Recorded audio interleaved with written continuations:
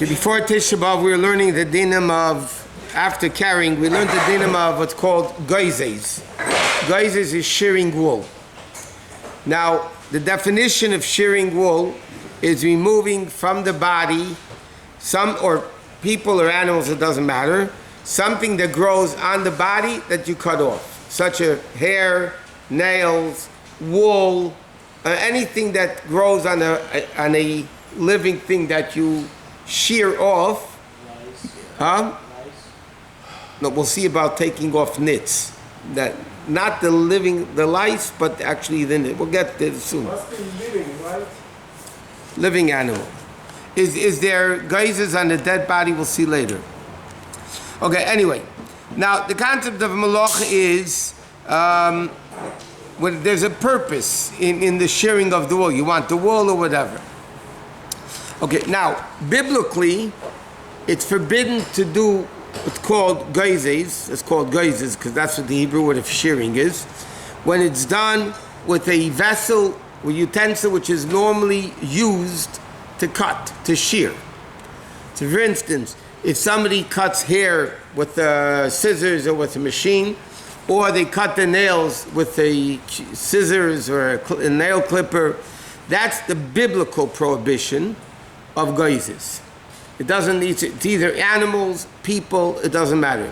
Things that grow on the person, hair and nails, you cut it with a utensil which is used to shear these things, then it's biblically forbidden. Now, the same thing applies if you remove, let's say, loose or dead skin. Sometimes you can have a little piece of dead skin and you cut it off. That's also the malacha shearing.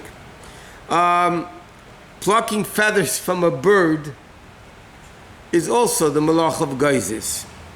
Now, let's discuss each one individually.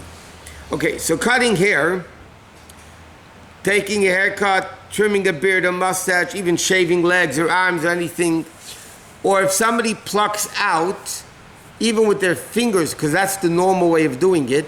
Let's say you have a hair on your head that you don't like, and you want to pull it out. Or let's say somebody has a white hair in the black hair. Okay, so they want to pull out the white hair from the dark hair, from the black hair.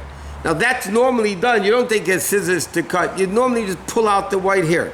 So besides the fact that that's forbidden for a man even during the week.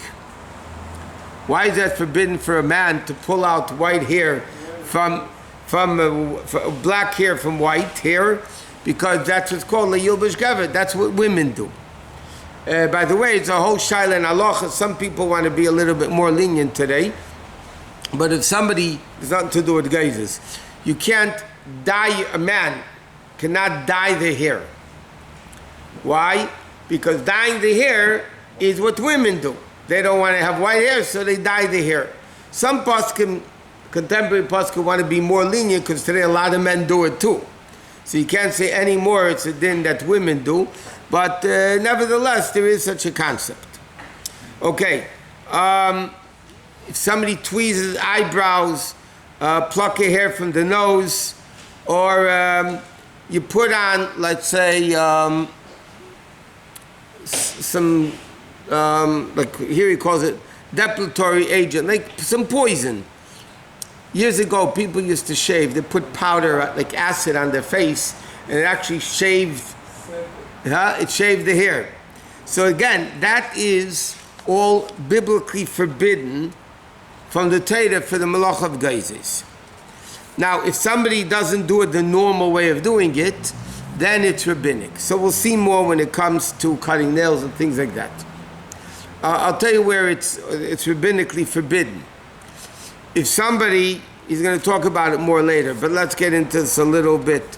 If somebody brushes their hair on Shabbos and the hair comes out, so then it's biblically forbidden. No, I'm sorry. It's rabbinically, it's not biblically. It's rabbinically forbidden to do that on Shabbos because you're pulling out hair. So yeah, you're not using a vessel, you're not using a scissors or a razor or a plucker or whatever, but nevertheless, it's still forbidden because you're taking out hair. Now, If somebody uses, by the way, same thing with a comb or a brush that for sure will pull out hair. So you're allowed to brush that hair on Shabbos or comb that hair on Shabbos. Now, if somebody uses a very soft brush, let's say, that doesn't take out hair, or somebody uses a brush and like this during the week, sometimes it will pull out hair, some days it won't pull out hair. So in that the case, then you're allowed to do it with a brush because it's not for sure going to happen. It's eine miskaven. It's not your intention to pull out hair. Your intention is to straighten out the hair or the beard or whatever.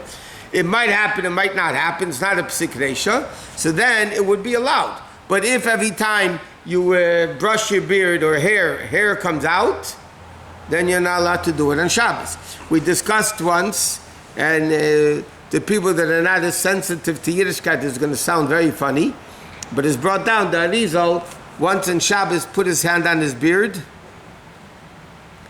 and he left it there the entire Shabbos. It's brought about the Arizal. He left it there entire Shabbos because he was afraid that if he would take away his hand, because of the sweat on the palm could pull out hair, he was afraid that hair might come out. That's how far. But the Arizal was, everything over there was, the Arizal was a very big tzaddik. We mentioned also, interesting, we noticed that many times by the Rebbe, during the Farbrengen, many times during the week, or B'chlal, the Rebbe would touch his beard like this sometimes, with his hands. But Shabbos, this we saw clearly by the Farbrengen, if the Rebbe ever did it, he did it with a handkerchief. The Rebbe had a bunch of handkerchiefs in his pocket, by the way. He took out a handkerchief, and he put the handkerchief over there, because then it's soft, no hair is going to fall out. There's no pulling of anything. There's no sweat. There's no friction that's going to... So the Rebbe actually would take a handkerchief and go like this with his beard with the handkerchief. So that again, is not an issue. Okay, now, what's with cutting nails? The cutting nails with a scissors or nail clipper, that's biblically forbidden because of shearing wool. Now, what happens if a person bites a nail or tears off a nail, or the same thing, by the way, with a cuticle? So that's rabbinically forbidden. So in other words, a person who bites the nails on Shabbos, a person who bites the nails have to do something on Shabbos that they shouldn't bite the nails, because that's rabbinically called shearing on Shabbos. The only time that Chachamim allowed a person to bite a nail on Shabbos is if the nail is already cut more than halfway and it's painful. So then Chazal say because it's majority cut off already, and because of pain, they permitted the rabbinic prohibition of biting it off or just tearing it with the hand. But if the nail's not cut most of the way, ripped off most of the way, then you wouldn't be allowed to do it. So they have, he writes that people that bite the nails a whole week have to be very careful on Shabbos. Maybe they should wear gloves for the whole Shabbos, then they won't come to bite the nails. The same thing is with if somebody has loose skin. Sometimes a cuticle, there's a little bit loose skin or whatever. So people at tennis, without thinking, they just, rip it off. Sometimes it bleeds. Well, the bleeding is not a psik. That's not the bigger problem. Is not the bleeding, unless it's for sure going to bleed. But the bigger problem is actually geizes midrabanan. You're rabbinically removing something that grows in a way that is forbidden. So you have like this. What? Yeah, the same thing is taka chapped lips. If somebody has like loose lips, you're not allowed to put off on Shabbos rabbinically. But it's still forbidden. Bottom line, it's still forbidden. Yeah, a person has chapped lips. You can, let's say, dab on Vaseline, that it shouldn't... or if a person has, let's say, a little bit of a loose nail or cuticle, and they could put a Band-Aid over it, that they shouldn't come to take it off, and, things like that. So it's like here, okay, dead skin, warts, skin blisters, boils, it's all the same thing. If you take it off by hand, it's rabbinically forbidden. So if somebody has a scab, sometimes you're like picking on it, it's that you're not allowed to do on Shabbos. Because then, again, you're doing rabbinically. If you remove loose skin, then it's biblically forbidden. Biting it off is only rabbinically permitted. Okay, now, here he writes, I'm sorry with the scab. The halacha with the scab is, because the scab doesn't grow from the skin. You're right, the problem with the scab is bleeding. But the scab, because it doesn't grow from the skin, there's not a din of geizes. Geizes is when it grows from the skin, from the body, and you take it off. But therefore, a scab, but you have to be careful, you might draw blood.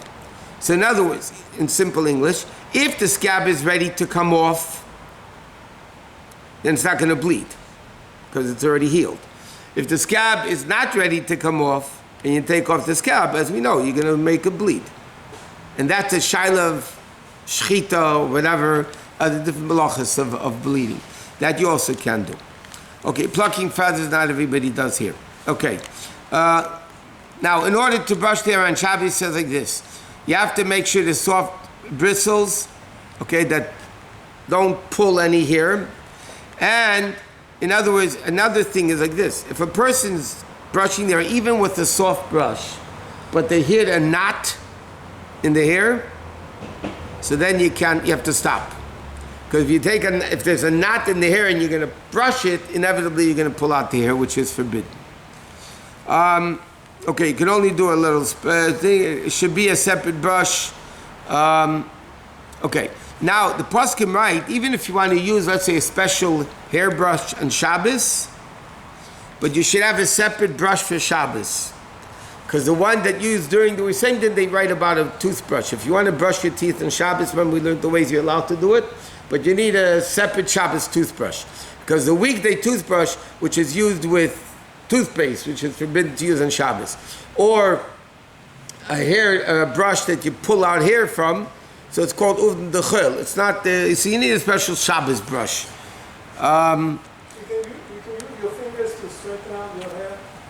As long as it's not going to rip it out. You know, you can go like this. Yeah. That's not going to rip out hair. But if you're going like this, you know, if you go like this, nothing's going to happen. What? Well, the issue is like this. If your gums bleed when you brush, you're not allowed to, because then you're bleeding. Toothpaste you can't use because you're smearing. It's called mamareach. You're smearing, which is not allowed. Many people say people should not brush teeth Shabbos. Many people hold you're allowed to brush teeth on Shabbos. Again, providing the teeth will not for sure bleed. You don't use toothpaste. You can use liquid toothpaste or mouthwash. And there's those that permit brushing teeth on Shabbos. If you have a Shabbos-tika brush, let's say, and you use a little mouthwash. In Israel, they sell Shabbos toothpaste, which is liquid, basically. Or tooth powder, by the way. They have tooth. I haven't seen it. When we were growing up, they used to have remember they used to have tooth powder?